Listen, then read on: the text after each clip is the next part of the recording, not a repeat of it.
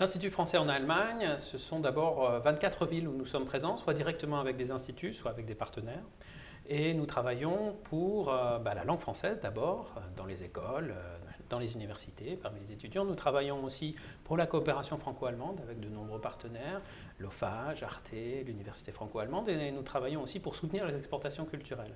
On travaille pour ça avec de nombreux outils, des gens qui travaillent à Berlin pour le cinéma, pour le livre, pour la musique bien sûr, pour les arts plastiques et puis pour le spectacle dans toutes ces différentes facettes. Et puis dans les instituts avec des gens très volontaires, très engagés, qui sont là pour coopérer avec l'Allemagne.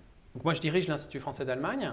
Ça veut dire qu'on essaye de monter des projets de coopération avec des partenaires locaux, par exemple des grandes scènes de théâtre, des cinémas dans lesquels nous faisons des avant-premières. Ça veut dire aussi essayer d'être présent dans différents festivals. On était au Jazzhead avec la France l'année dernière, par exemple. Cette année, on est à Potsdam, on est au Concerthaus avec aussi la musique française. Donc ce sont des lieux.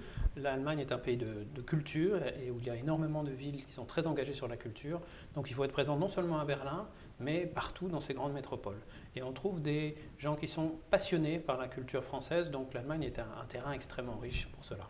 Alors je suis très heureux et très fier de participer au jury du prix franco-allemand des industries créatives et culturelles parce que d'abord c'est un domaine sur lequel on partage beaucoup de choses.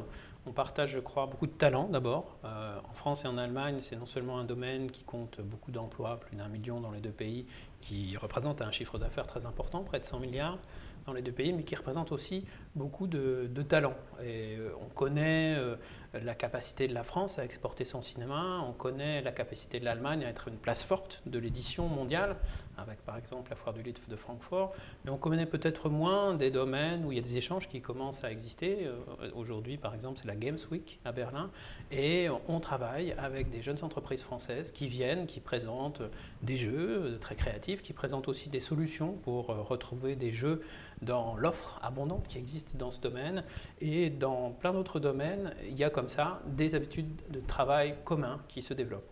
Alors le prix, depuis sa création, a permis de saluer des travaux communs dans des grandes structures et puis dans des structures plus petites, dans le cinéma et l'audiovisuel, dans la mode, dans aussi l'industrie créative en général, et puis bien sûr dans des domaines aussi qui sont très inventifs comme la bande dessinée. Je crois qu'il y a encore beaucoup de terrains à découvrir ensemble, mais sur ces terrains, il est très fréquent qu'on rencontre des Français allemands et des Allemands qui travaillent vraiment ensemble et qui travaillent, je crois, avec plaisir. Parce que ce qu'il y a aussi d'intéressant, c'est qu'il y a une très bonne formation dans nos deux pays et que ces formations sont pourtant un petit peu différentes. Donc on se complète souvent et c'est comme ça qu'on peut, je crois, mieux travailler ensemble.